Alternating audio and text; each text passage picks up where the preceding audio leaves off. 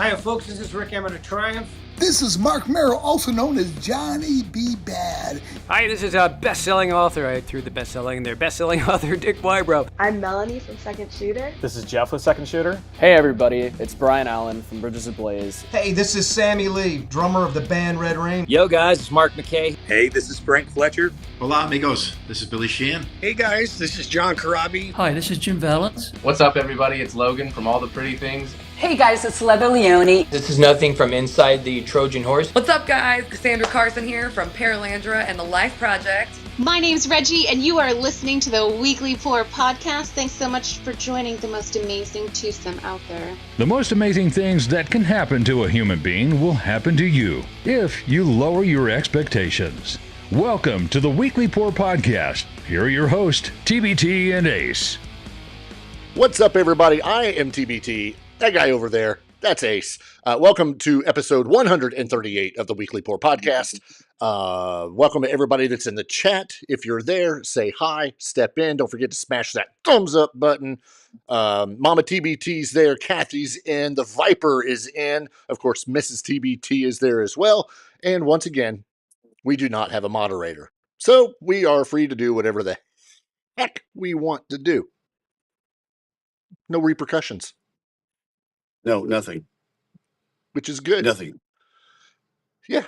So we do what we want. Anyway. The problem is we're not devious enough to do anything out of line. Even if we did, would she really yell, oh crap, she's there? Oh shoot. Dang it. It's like hello to Shannon. She just jumped in too. It's like your party got busted right before it got started. It's like somebody's getting ready to tap the keg. Right. As soon as there's a knock at the door. Everybody in there, this is the police. I've never experienced that, but have you ever been to a party like that where everyone just scattered and ran? How old am I? Statute of limitations? Yes. Yes. Yeah. Yeah. I've heard stories, but never happened. Yeah, we were very quiet. Well, the one I was at, it was on an island in the Pacific. I'm not going to name it, but it rhymes with Guam. And security, because this was a military base, security shows up and, they were like, hey, what's up? And we were like, nothing, just drinking water and eating Doritos and pizza. And, that was it. They just said, all right. We had a complaint of you guys being loud. We're like, yeah, we're being loud. All right. Don't do nothing we wouldn't do. And then they left. Yeah. So no, I guess that really doesn't count, but whatever. So no one was running out the back door, jumping fences into the woods and oh yeah. But they didn't know that me and a couple friends of mine were friends with people in security. They didn't know. Yeah. Which made it even better because they're running off trying to hide under trampolines and behind hose reels. And then we just left them there. Hose reels? What kind of friend are you if you don't clue everyone in that it's going to be okay? It was comical. It was hilarious watching them run. Yeah, it would be. Except for the one that spilt a 2-liter of Coca-Cola all over the carpet. But whatever. That's what dogs are for. Nat McFick states that she was at a party in college. She jumped off a second-story balcony and hit the woods. Did you jump off the balcony and then run into the woods, or did you jump off the balcony into the woods? Like, that would hurt. I had friends that did that just for fun. Yeah. Shannon, of course, my wife would say yes. Of course. I want to hear her story, though. All she says is yes, and then that's it. Oh, her stories are they're fun. Yeah. Ran into the woods to escape, is what Nat McFook said. So, all right. I will tell you, Kathy has none of those stories because she was a good girl and did nothing ever. She will tell you that. Right. It's never true when they just decide to tell you that. I don't believe that for a second. She sticks to it. She's never changed her story. Well, I'll give her mad props for sticking to it. I mean, good for her. Don't believe it, but it's good that she stuck to it. It's been what? It's been a week since we've been here. Great. It's been a week full of news. We've got a bunch to get into. I was at work today, and one of the questions, we have a meeting, and they pose a question at every meeting, and it's just a random question. And today's question was, if you could hang out with anybody for a day that's living, who would it be? Me. Well, I wanted to say that, someone else did. Did I throw the famous part in there? Oh, okay. No, you didn't. Sorry. If I did, I was going to say more famous. We're famous adjacent. Right. Is that like semi? Kinda. Yeah. Sorta. My answer was Brian Wilson. Oh, really? Was it really? Yeah, and then I found out he died today. Yeah, exactly. Yeah, messed up. Yeah, I wanted to mention that too. It's good we mentioned it early because that's a tragedy, man. I mean, he was 82. Right. Right. We knew. I thought it was 88 for some reason. Okay, whatever. But he had dementia. Had all kinds of sorts of issues going on. But shouldn't not mention it, even though we do more rock and metal type stuff. But guys like Brian Wilson are pioneers in all of that. The Beatles, Led Zeppelin, and all those older bands from the '60s and such. Influential, highly regarded. Sad to see that happen. The Beach Boys were, still make money and tour to this day. Yeah. With or without Brian Wilson, but 82, yeah, just short of 83. Pauline said in the chat, but yeah, just sad because that's like an end of an era right there. Yep, 9 days away from his 83rd birthday. Wow. And I think if I'm remiss, it wasn't that long ago he had toured, maybe last year. Oh yeah, I believe so. He did some shows anyway, and had expressed interest in getting back with Mike Love and the Beach Boys and doing some stuff. Too bad that didn't happen, but this is a guy that wrote most of their songs, most of their hits, and they were huge. So it's sad to see that happen, but not to be unexpected, but still. Right. From 1962 to 1979, he wrote or co-wrote over 24 U.S. top 40 hits for the Beach Boys. 24, over 24 hits, top 40 hits for the Beach Boys. And this may sound silly in a sense, but there was a healthy competition, at least on the end of the Beach Boys, with the Beatles. Because yes. I think Brian Wilson took that as a challenge all the time to try to write better songs, to one up the Beatles and back and forth kind of thing. I don't know a lot about it. I had just read about that. The Beatles producer had said that no one made a greater impact on the Beatles than Brian Wilson, the musician who challenged them most of all.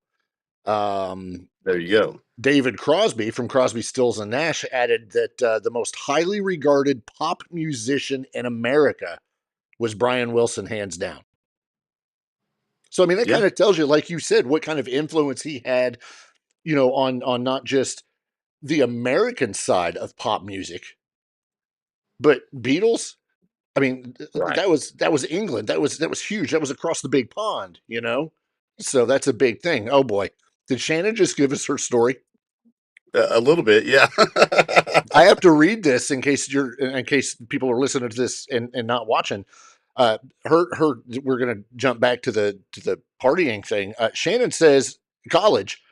She told these girls who showed up that male strippers were coming dressed as cops. This is like perfect for a movie. A couple hours later, cops show up, real cops. The girls start yelling, "Take it off, baby," and stuff like that. I like and stuff like that. I can imagine the handcuffs. Yeah. Okay. That's a good one. That's good though. That is good. That's very good. Mad props for that one. A 1967 CBS documentary called Inside Pop, The Rock Revolution, described Brian Wilson as one of today's most important pop musicians. and many musicians have voiced admiration for his work or cited it as an influence, including Bob Dylan, Neil Young, Ray Charles, Patti Smith, Mick Jagger, Keith Richards, Bruce Stringbean, Ray Charles. Did I say Ray Charles already? I'll say Ray Charles again. I mean, come on. Huge influence. You may not have enjoyed their music, but, listen to it. I know. Well. Matter of fact, Shannon is a Beach Boys fan, and I know younger people, late teens, early 20s, that are fans and have went to these concerts and such. So it's widespread and still picking up steam. Even now with a younger audience. So the influence is remarkable and undeniable. Really, right. It really is. So glad that we had Brian Wilson to create a lot of great music for us. And Mama TBT says awesome concerts. I'm pretty sure it could have been once, but for some reason I'm wanting to say that she has seen the Beach Boys at least twice. But I know there have been concerts on television that you'd see their appearances on Full House. Right. And they'd make all kinds of weird, not weird, but just, appearances on different things. So it's kind of cool. But yeah, it sucks. Brian Wilson, dead at the age of 82. I don't think I've seen a cause. Not that that matters. But yeah, he will be missed and he will be remembered in the world of rock and pop music for sure. Speaking of being remembered in the world of pop music, you had quite an evening. Oh, yeah. Yesterday? Yeah. This is a bit not in the realm of what we typically talk about musically. You were with your daughters, though. So, I mean, that's, that counts for something. Right. Well, we went to the Avril Lavigne concert, and I've been a big Avril Lavigne fan since 2002 when the first record came out. And we have played. I played that with that music for the kids. The wife and I have both done it. We just over the years. So that's some of the music they grew up with. And yeah, we went to the show last night. And one reason I like it, you call it pop. It's that pop melodic punk stuff too. And there's a lot of guitar in it. It's all guitar. And great vocals and great melodies and all that. So to me, it lines right up with a lot of the music I already listened to anyway, But yeah, it was a great show. Simple Plan opened up. Very cool. We the Kings were opened up before the big opener there. But what I found interesting, TBT, was that this was a concert where everyone on stage was not gray. They all had hair. And I'm not picking on anyone that we ever go to, but there was no concern about anyone having a heart attack, no concern about anyone not being able to sing, no concern about anything. Because these guys they acted like they were old. That was the thing. Like, Simple Plan, I don't know the singer's name, but he was up there talking about, we've been doing this for 25 years or whatever. And it's just remarkable that we've done this so long. And I'm like looking at this guy with no wrinkles on his face and beautiful black hair, and I'm like, dude, you're all right. You're barely 40, if that. Yeah. You got a long way to go. So it was great. Avril Lavigne was fantastic. Still a great voice. Again, only 40. So we enjoyed it thoroughly and all live, every bit of it. I was concerned because they are a little bit more of a modern type of concert, in the 2000s and such. Maybe we would hear more EDM and tape and track and things like that. None of that. Well, here's an ironic thing is in 2003, they opened for Avril Lavigne on her Try to Shut Me Up tour. So, right. It's kind of a thing. You see that now with a lot of bands that, that we grew up with touring together. Yes. Because they were in that same genre or whatever. So that's kind of cool to see that, they're still opening up for her. I know when you were going over this, you were talking about Simple Plan. and we were talking before the show started. Everybody knows Simple Plan songs. Yes. It's just the thing. Everybody knows those. But and you said, who did you say was the other opener? We the Kings. I couldn't tell you a single song. They had Check Yes Juliet. Why do I which remember that? If you heard it, you would remember it. And that was the thing. They had a short set, 5 or 6 songs, but they did 2 things right, and they were great. I'm not saying they do anything wrong, but 2 things. They played Mr. Brightside, the Killers song. Yeah. Every person there that grew up in that generation knew that song and just blew up when they started playing that. And then they played their big hit, Check Yes Juliet, and got the whole place bopping. And I'm talking sold out. Did you say bopping? Yes, they were bopping. The whole place. The whole place was bopping. And they were sold out. If you sell out a shed, because you always have that lawn. Right. But I've been to a lot of shows at Deer Creek that are crowded like that, but not like this where we're almost touching elbows with people. Full 20,000 easy, wow. 20,000 people. Wow. And I was so impressed because Avril is still able to pull that in, she's got a song with Simple Plan, Young and Dumb. Pretty catchy song. Okay. They came on stage, played with her. But yeah, overall, that's a new song. That's her new song too, right? Just came out a few weeks ago. Right, and that's kind of cool. They tie it into the tour. I told you earlier we were talking about the merch. Even your wife calls you out. Yeah, we were bopping. Her merch table was varied. I liked that. When Kathy and I saw AC/DC in Tennessee, AC/DC went right to what people like, and they had 10 or 15 variety of shirts. You could pick. It was shirt overload. So many designs, right? Almost too much. Here, there was like 4 or 5 shirts you could pick from, a hoodie, a hat. There was all the way down to keychains for $5. Skateboards for 150. Just all sorts of different type of merch, which I like that variety. I couldn't afford any of it. I didn't buy any of it, but that's okay. Did you go dressed as a skater boy? Did not. Okay. I did not go in character of any kind. Many people did. Sure. Yeah. Here's another thing. I thought I would be a bit in the minority, being A, male, and 2, older. But there were quite a bit of men there. Quite a bit. That impressed me. I don't know if they were all Simple Plan fans or Avril fans. It didn't matter. But yeah, it was a good, diverse crowd. It was a bit younger, which I expect. Sure. But not totally. Yeah. Not totally. There were people way older than I there.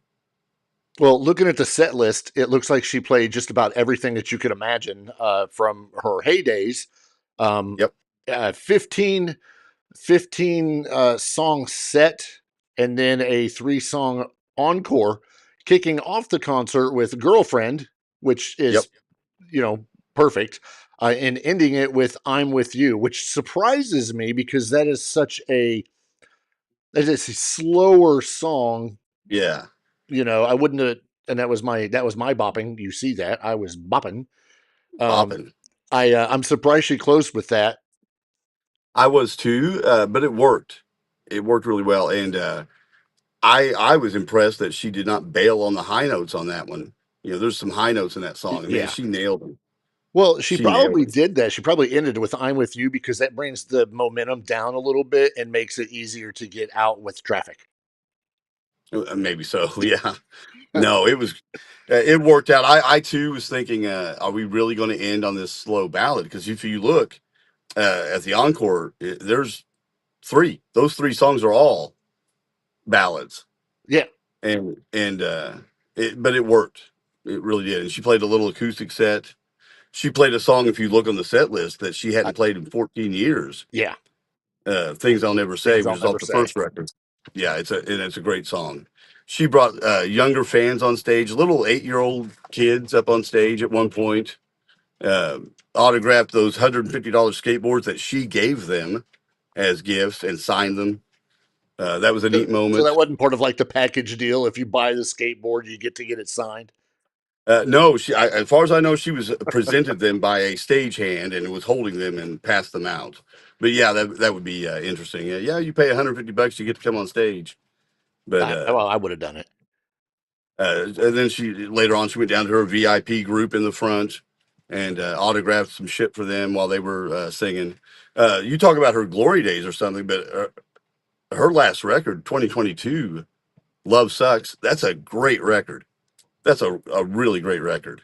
And that's not been that long ago.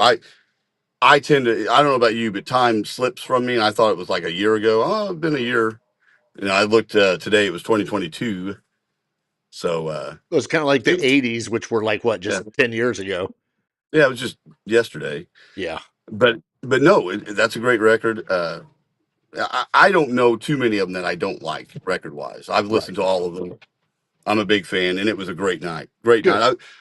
What's really great is when you look over and you see the people that you came with, my niece and my two daughters, all singing to every song, and that shows that you did something right. You had them listen to this great music. You brought them to this concert, and exactly they loved every minute of it. Yeah. Well, I'm glad they went. It's always cool to go to a show with your kids, especially when it's music that you can relate to, that you don't hate, and you're just going as the chaperone, or as right. Yeah, I'll go, I'll be your driver. Right. So that's cool. I love that, and anybody else that gets a chance to do that, be sure to do it. Unless you're going to the Black Sabbath farewell concert in Europe. There was a guy at the Admiral show in a Black Sabbath shirt. Well, good for him. I'm like, hell, he's representing Black Sabbath. All right. He's probably the one that got in an argument with Sharon. Right. Don't do that. Yeah. So if you don't know what we're talking about, apparently Sharon Osbourne has dropped a band from Ozzy Osbourne and Black Sabbath's Back to the Beginning farewell concert following a feud she had with this unnamed band's manager. She over time, there's been a bunch of bands added. We don't need to go through that list because it's exhaustive right now. But it seems that according to an article from Loudwire, one of the bands that was scheduled to play the event has since been booted from the bill after Sharon Osbourne had a falling out with their manager. According to Sharon, she says, "I had a huge to-do with a manager over this celebration for Ozzy and Sabbath, and it was probably the worst way I have felt in years. And I don't care about what this person says about me, thinks about it, because he doesn't know me. And he's now going around making up a bullshit lie because I threw his band off the bill. I don't care what people say because you do." Let me try that again. I don't care what people say because, do you know what? I don't love them. I care about people who love me, what they say about me. You can care what an industry says, blah, blah, blah. While Sharon didn't indicate which band was removed from the bill, there were huge news going around, circulating just over the past couple days, that it was Tool, which would have been huge. Right. I mean, I don't know. I could see Sharon and Maynard going, forehead to forehead, but Loudwire was actually able to confirm that Tool are still participating in the concert and the live stream. And I guess they had actually put on their website that Tool was canned and had to retract it and correct the story. So we don't know who it is. And I've not looked at like the poster to see, who's missing, who got whited out. Yeah. I mean, I don't know. I would not think that it would be somebody super huge. I don't think it would be anyone that was associated with Ozzy in a sense of going back in the past. All those people, I think they're probably all cool with. It's probably someone a bit newer. my guess. Yeah, I would certainly hope so. I selfishly, I really want to know who it was because I want to know who this idiot manager was. I also want to hear his side of the story. Yes, exactly. That would be which is great. none of my damn business whatsoever. But if you're getting into an argument with Sharon and she says, fine, then you're just you're not going to do the show. I want to know who. That was my best Sharon Osbourne, by the way. It was falling into Ozzy. An Ozzy impression. Have you watched the Osbournes? Right. Also, I don't think it's an older band because all those guys know how she is and that she runs the show. Yeah. You know, they've been through all that. They know. So I'm suspecting it's someone a bit newer that hasn't dealt with her before and probably thought they could impose their wishes on. We want brown M&Ms taken out of our M&Ms, and yeah, the writer was like totally right. ridiculous. Separate the brown from the green and the yellow, and she was not having it. Eat your damn green and yellow and move you on. eat your green and yellows together, and you make brown. I could, yeah. It's probably it was over Dasani water or something, surely. No clue who it is. Maybe one of these days we'll find out. I don't know. We'll report it if we do because I think it's hilarious. Last week we were talking about how Heart had a couple of their guitars stolen right before they were first supposed to take the stage or their first show in Atlantic City. Well, somewhat good news. This happened today. It was actually updated today. Nancy Wilson revealed in a social media post that an arrest has been made concerning their stolen instruments, while crediting the Atlantic City Police Department and the Hard Rock organization for their efforts. Nancy Wilson stated, while we're encouraged by the progress made and thankful that an arrest has been made, our instruments have not yet been recovered. We remain hopeful that they will be returned to us soon. It wasn't just a short time later that the AP came out and said that police in New Jersey, in Atlantic City, have now recovered Nancy Wilson's custom-made purple sparkle baritone Telecaster with a hand-painted headstock. That's the one that I posted the picture of last week on the show. The instrument, this is an interesting story. The instrument was retrieved from a woman who had purchased the guitar from the recent theft suspect. Why is he selling it so quickly? It's hot. You got to get rid of that. Isn't that what fencing is for? You fence it with somebody? Hey, he may have been trying to impress her, too.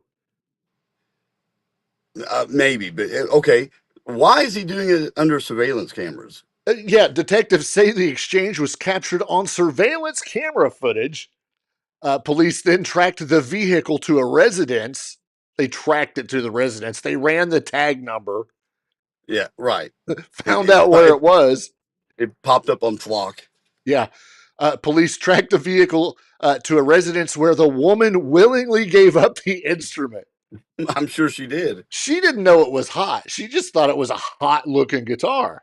Right. And then the cops show up and they're like, yeah, we need that. They probably didn't even tell her whose it was. And she probably didn't even play guitar. No, she's going to put it on the wall because it looked cool. The person who sold her the instrument was charged with burglary and theft. Unfortunately, the vintage 1966 Gibson EM50 mandolin, stolen from Heart band member Paul Mock, is still missing. So, does that guy know where that is? Or are we talking about two separate incidents? No, I'm sure. I'm speculating here, but I'm sure this was the same incident. Maybe they just haven't drugged that out of him yet. I tell you what, you tell me where that is, boy, I'll get you a Big Mac. I mean, what's he holding out for? You know, some better deal? I mean, no. Yeah, I mean, come on. Yeah, no. I want to make it free. Exactly. It's theft and burglary. And he's probably going to walk on out the door anyway. Plea It's not deal. going to take much. Plea deal. Right. No, I ain't telling you. I want my lawyer. Right. I mean, this guy's not doing hard time unless he's a parolee or something. Yeah, you wouldn't think. But, I mean, what do we know? We don't know anything about this stuff. But yeah. So, yeah, that's cool. It's kind of cool to see you have this huge news story last week about these stolen guitars, this guitar and this mandolin. And it's cool to actually see something happen to where they're getting it back, and it's recorded to say, hey, we got it back. So that looks good. That looks good for, Hard Rock, number one, and of course, Atlantic City PD, who I'm sure has been all over this. I mean, it's hard. Do you ever notice, though, like this happened a week ago, and we got results pretty quick. Yeah. And that's a vintage, rare guitar. It's one of a kind. However, okay. Back to the Future guitar's still missing. It is. We got no update on that. I don't know. I don't know because they haven't searched Michael J. Fox's closet yet. See, we're going to go right back to that because you're absolutely right. It's probably in the bottom of his pool. It's still cloudy. He can't get it clear. And so it's at the bottom of his pool. Either that or it's underneath your grass because you have had to push mow for so long that you have the guitar. Dude, I am so over push mowing. I'm sure so over it. So over the push mowing. 7.6 acres. It's an acre, but it's a lot. Close. It's a lot. I can do it. I'm still able to do it, thankfully. But man, it's. But what I was going to say is, you ever notice that when there's an art theft, like they break in and steal the Mona Lisa, or something out of the Louvre, that stuff never turns up. No, stuff never turns up. Like it goes into the art black market and it's gone. Yeah. It's gone. And those things are worth 10 times more than the Nancy Wilson guitar or the Back to the Future guitar. No way. 10 times more. But negative. No way. But they never. I mean, they do bust them occasionally. There's a big art bust every once in a while, but not often. I mean, this took a week. Yeah, probably less than that. Probably less. I mean, it was all surveillance cameras. I mean, we're looking at the footage right now in our office. Right, exactly. Crime solved. Yeah, drinking coffee, eating a donut. I already got this figured out. Mama TBT said that you need a Craftsman mower. No, I was told years ago that anything from Sears is terrible. It's money back guarantee. If it's got Craftsman on it, it's money back guarantee. You just take it to your nearby Sears. My Cub Cadet that I bought used about 5-6 years ago has run like a top until this year. I always thought that was like a Boy Scout or a Cub Scout. A Cub Cadet. Yeah, I never knew it was actually a mower. That's a hang around, like a motorcycle gang. They kind of want to be in Boy Scouts, but no one walk around with a patch on their back. I'm a Cub Cadet. Cub Cadet. They go fetch their cookies or whatever. Go get my popcorn. I gotta sell it. I gotta sell it. If you don't want to sell your Boy Scout popcorn, you get the hang around to do it. The Cub Cadet. Or either that or you change to like trash bags and laundry detergent. Who buys that stuff? I'm not trying to offend anybody. I don't really care if I do. But since when do they sell laundry detergent? I need 5 pounds of laundry detergent. From who? Let me tell you something. We bought some when my daughter sold it for softball fundraiser. Okay. And we bought it was a 5-gallon bucket and it was awesome. It was awesome. We that thing lasted forever. Forever. Yeah, it's 5-pound bucket of laundry soap.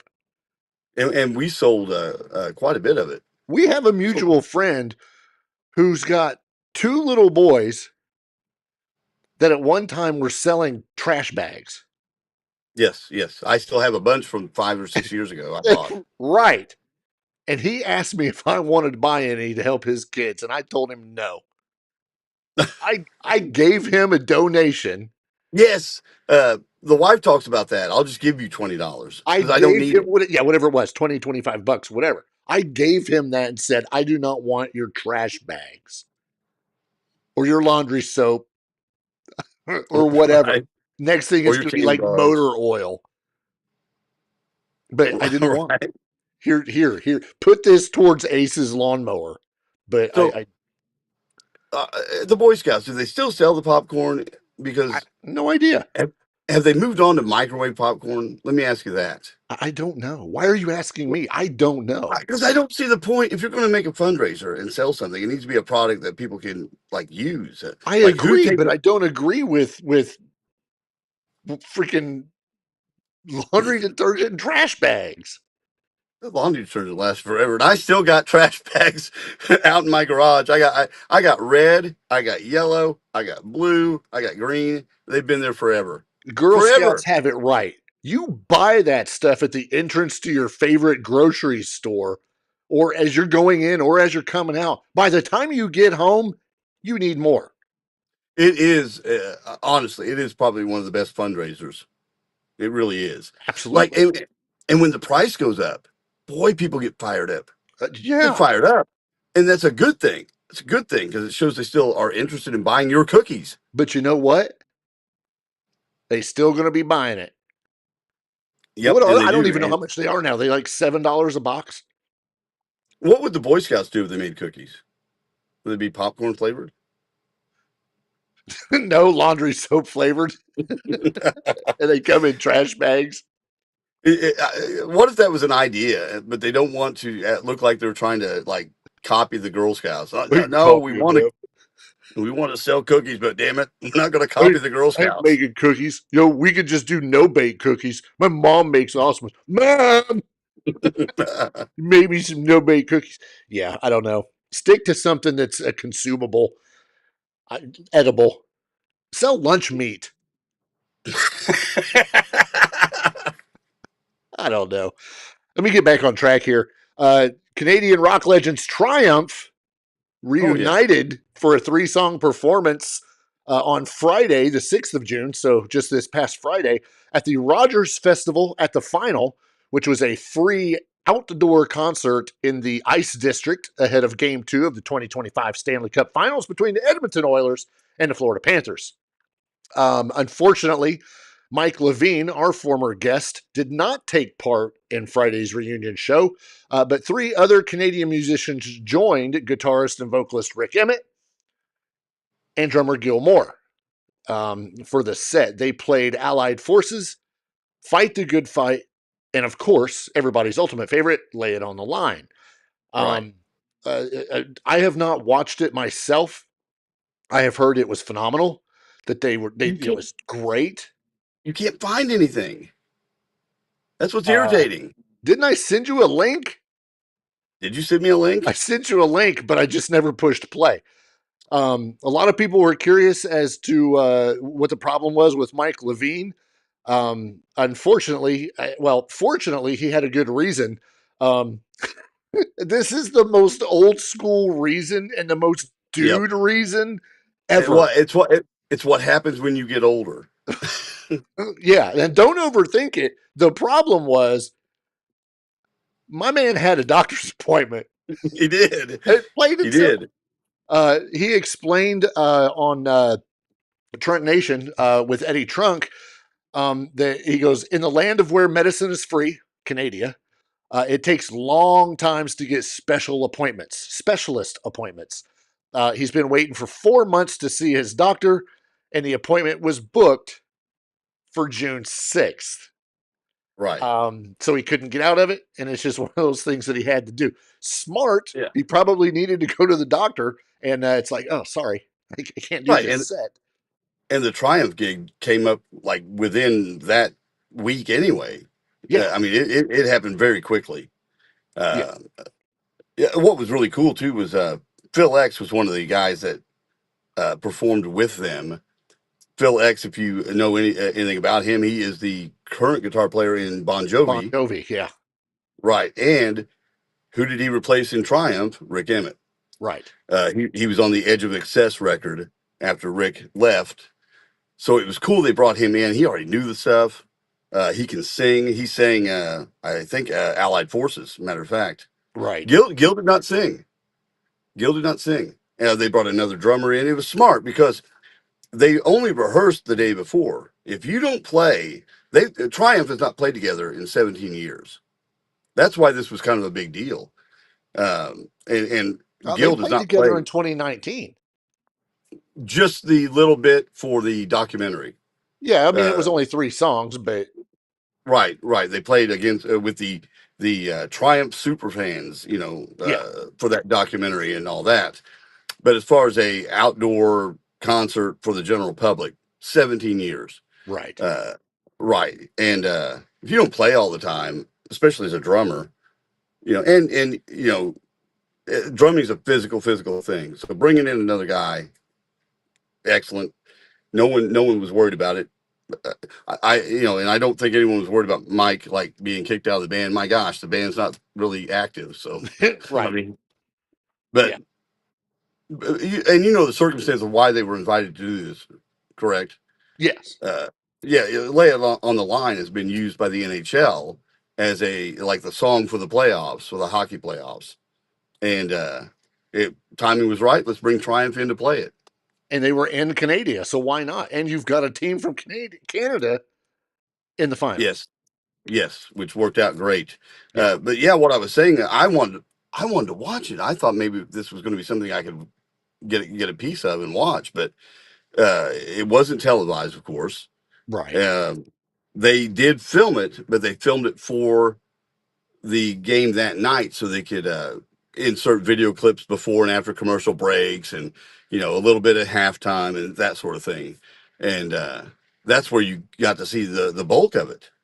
Yeah. So I thought sometime, I mean, it's been a week, maybe I would see something. And there's not even a camera, someone holding up a damn camera with it, like I do. I haven't seen anything unless you sent me the one link. And now the link I sent you was a news report, and it's just got clips. Yes, that's what I'm saying. The news report, and then they show some clips in an interview, and then it's like, why is this top secret? I just want to see how this worked out, Yeah. But yeah, Rick sang "Lay It on the Line." Phil X sang the Allied Forces song. The bass player, who I don't know his name, apparently I think he's saying "Fight the Good Fight." Yeah. And both of those two, the bass player and the drummer, they both play for Slash or Miles Kennedy and Slash and the Conspirators and whoever it is. That keyboardist is Brent Fitz. The bassist is Todd Kearns. Yes.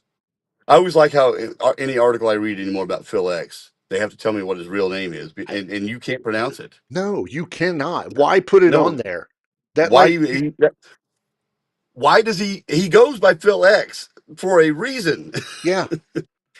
When your name is Theophilus Zendeus. Theophilus.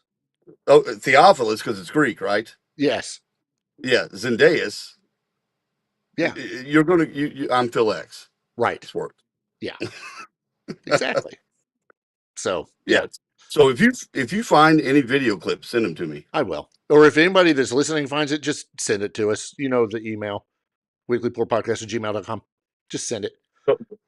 Yeah, it's cool to see them able to just jump on stage, get back together, and still be active. Yeah, it is. It is. And obviously with us having, both Rick Emmett and Mike Levine on this show, that's always a big thing for us, kind of being a catalyst for their success. Even though they've had many years of success, we still like to see that, much like we do any of our, former guests. So it's cool. Yeah. We like it. It's cool. So this is not Skid Row, but at least it's another band that we talk about almost constantly, not being Van Halen or Sammy Hagar. Kiss are coming back. Everybody knows, I think we've mentioned it already. There was a new interview out where Paul Stanley spoke about their upcoming appearance without makeup in Las Vegas as part of the 3-day Kiss Army Storms Vegas event, which runs from November 14th to the 16th. So if you count the 14th, it's 3 days. If you don't, it's 2. There's been big speculation of some changes that are happening to this, Kiss Army event, and we actually have confirmation from Paul Stanley himself. He says that I'll give a little bit of background. Kiss Army Storms Vegas celebrates the Kiss Fan Club's 50th anniversary and will be the band's first appearance since Stanley, Gene Simmons, Tommy Thayer, and Eric Singer wrapped up their end-of-the-road farewell tour in New York in December of 2023. According to our friends over at Blabbermouth, Stanley told Broken Record, it started off as something, honestly, that Gene and I kind of took a back seat in, and honestly, we reached a point not too far in the past where we both said, you know what?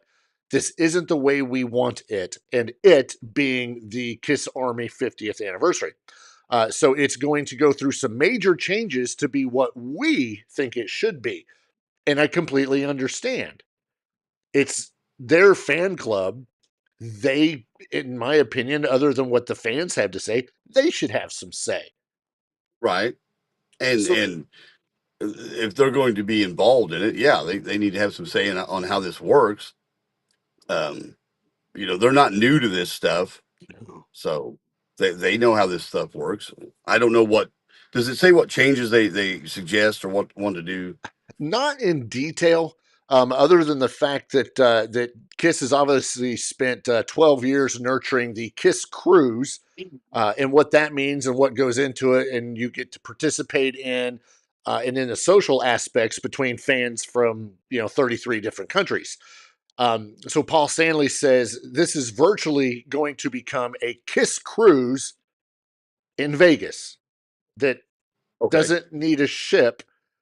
It will just have all the familiar touchstones that people love about a Kiss Cruise, whether it's the band playing, Q&A sessions, contests, food, drinks, kind of the social aspects of the whole thing. Okay, so not necessarily other bands being there playing.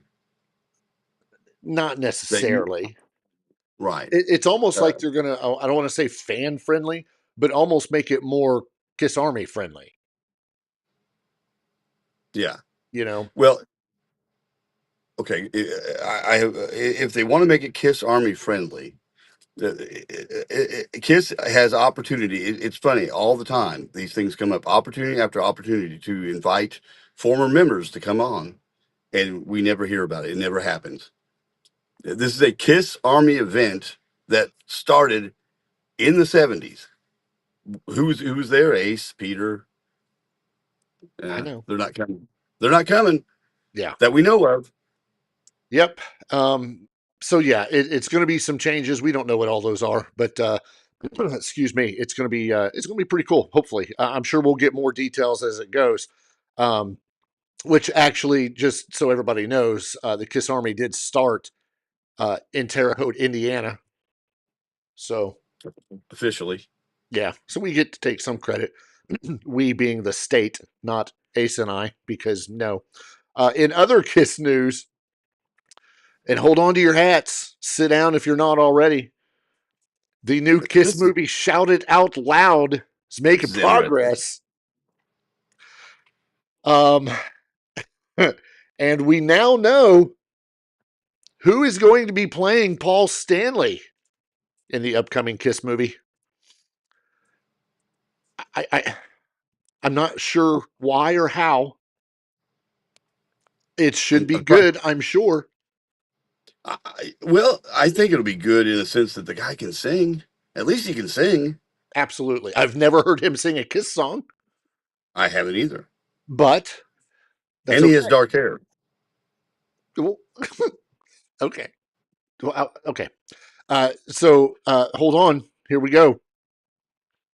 Paul Stanley in the new Kiss movie, Shout It Out Loud, will be portrayed by none other than 1/3 and Ace's favorite Jonas brother, Nick Jonas. According to Deadline, it will be Nick Jonas. There's an article out there on Deadline notes that Jonas will do his own singing in the movie and will, quote unquote, need time to train to replicate the jet engine vocals of Stanley. Yeah. It also states that the production company or whoever, they are closing in on an actor to portray Gene Simmons, not Gene Simmons.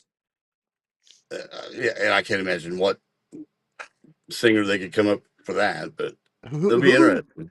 Who off the top of your head could play Gene Simmons? I have no idea. What about that guy that just played Bob Dylan? Is it Charlemagne? Tyler Charlemagne? I no idea. He's got some wild hair. He could maybe be Gene. I don't know. Sure. I don't know. This project's been going on forever. Oh yeah.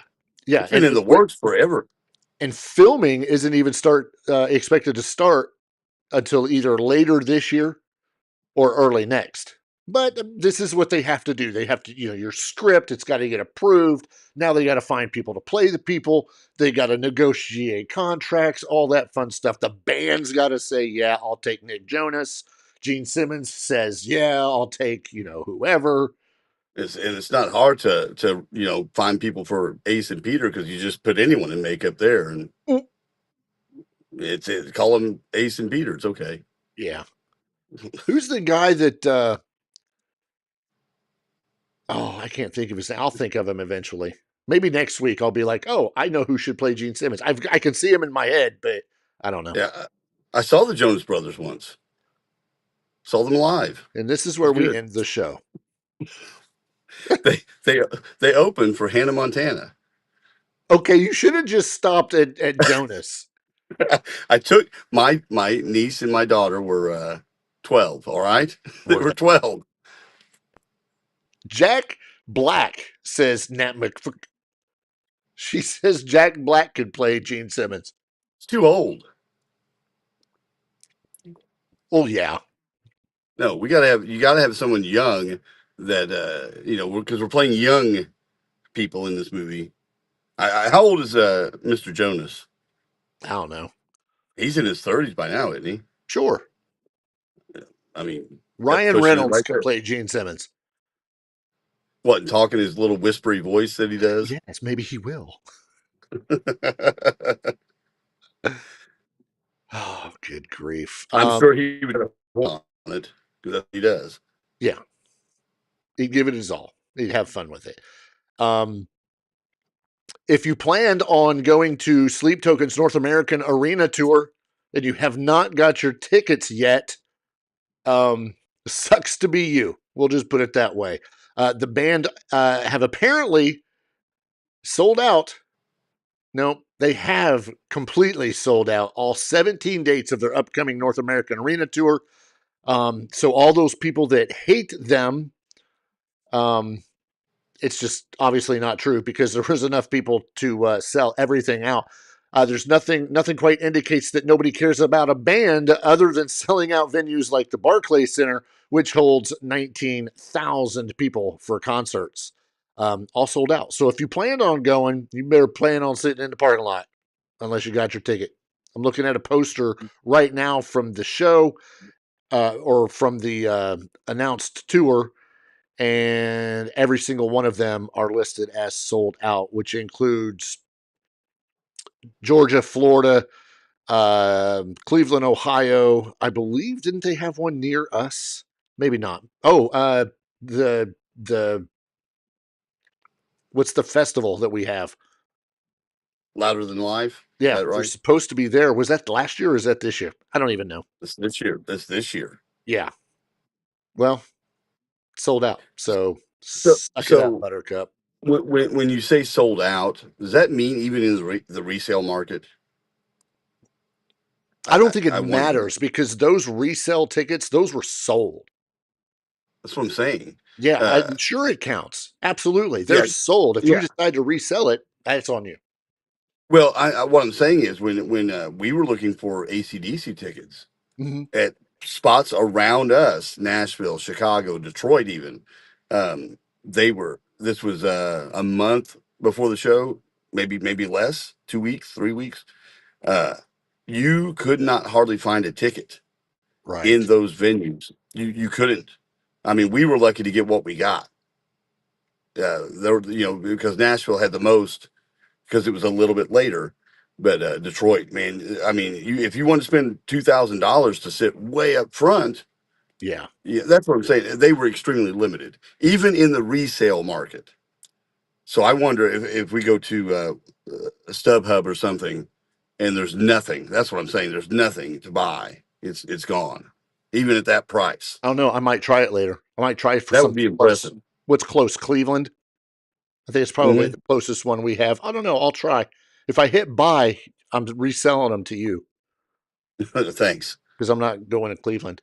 Okay, we've not had enough time to come up with like intro music or anything, but we have decided, Ace and I, without the help of Natalie, the producer, executive director, to come up with a new segment for the Weekly Pour podcast. And this new segment, if you've already read the description, you know. If you haven't, well, just play along. We're cranking things up with a brand new segment called Pour of the Week. With the Pour of the Week, that's where we are going to throw the spotlight on a fresh new artist who's been ripping through our speakers. And we've kind of decided that it doesn't even have to be a new artist. It can be just anything that has caught our ear, and something that's kind of like, oh, you know what? You guys need to listen to it. We do it all the time. You know, a new album comes out by Sebastian Bach or, whoever. We're like, hey, you need to check that out. For this, we're going to make sure that we spotlight somebody every episode. This week's pour is none other than Amira Elfeky, who is a new metal powerhouse with a voice that hits like a freight train and lyrics that cut deep. Think of Evanescence and their kind of like haunting drama. I get some Deftones grit and the emotional punch of like Linkin Park. They all kind of collide in a big boom, and it's a fresh Gen Z edge. It's the first time I think I've ever used the term Gen Z. She has a new EP that is out called Surrender. This EP has 6 tracks. I just sent that to Ace the other day. Actually, it was today for him to go through. Surrender is the new EP. It is all guts and grit. It's drenched in distortion, soaked in emotion, and absolutely impossible to ignore, in my opinion. If you crave the heavy riffs and dark melodies and vocals that sound like a storm rolling in, then Amira is your next obsession. 6-track EP called Surrender. Amira Elfeky. I really hope I'm not screwing that up. It sounds right. Yeah. 6 tracks. Take Me Under. Will You Love Me When I'm Dead? Forever Overdose. Maybe. Death of Me, which you pointed out could be a very dark Taylor Swift-esque song. It's the hook. Cross the Line. And the 6th track is Fatal Attraction. I was shocked when I first started listening to this. I got to track 2 for Will You Love Me When I'm Dead? And I'm like, we just went from pure freaking kick-ass distortion and just some new metal kind of stuff to country. And it's the first 5 seconds. And then it starts, kind of dying off. And then wham. Smacked right dab in the face. Right. The vocals are fantastic. There is an Evanescence quality to it. She's got the ethereal high voice. It's a little sharper than Amy Lee. Yes. But she's very good. When I say "Death of Me" sounds like a Taylor Swift song in a sense, I'm saying that in a good way because right. It shows the influence, but it's catchy as heck. It's catchy as heck, and maybe that's not what we want to say about what she's doing, but I like that one a lot. I played it for my daughter when I was listening to it, and she agreed with me. But it's a great song. It's a great song. Yeah, it is. It's in my head right now. This latest EP, Surrender, came out, I believe, in March of this year. Again, that is Amira, let me get it right, Amira Elfeky, Amira, Amira Elfeky, Elfeky. Check her out. I think you'll like her. We might throw a video, if I can find one, we'll throw up a video on our socials for you to check out. And she gets the honor and the distinction of being our very first Pour of the Week, brought to you by your friends, TBT and Ace, at the Weekly Pour Podcast. That is our episode. We have nothing more. We're over time, we're out of sponsorship, and we got to go. So we'll be back a week from today, next Wednesday, for episode 139. I'm TBT. That guy's Ace. We'll catch you guys next week. Bye.